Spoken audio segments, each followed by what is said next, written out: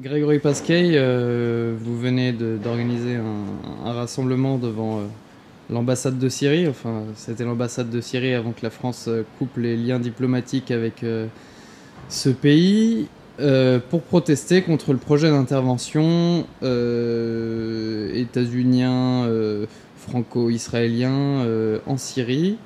Et vous avez commencé une grève de la faim mercredi dernier. Est-ce que vous pouvez nous en dire un peu plus sur vos motivations? Les motivations, c'est ce que je dis depuis quelques jours.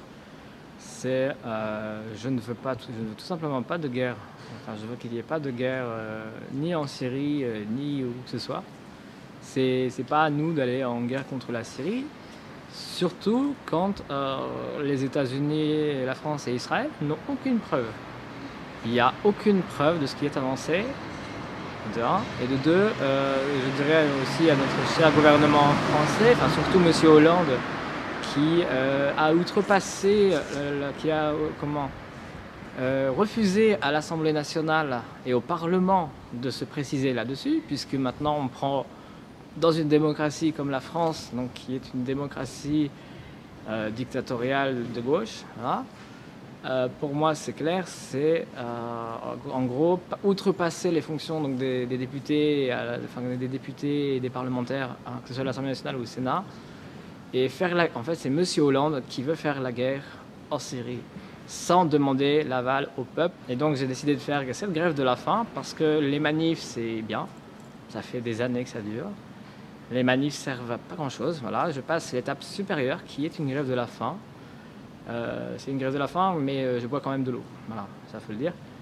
Et je continuerai, enfin, je suis prêt à aller jusqu'au bout de cette grève de la grève de la faim, et jusqu'à ce que on n'aille pas du tout. Enfin, ce que je demande à François Hollande, c'est de ne pas aller du tout faire la guerre en Syrie.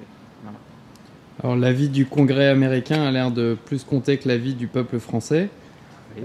Qu'est-ce que ça vous inspire? Le président de la République suit son Altesse les États-Unis.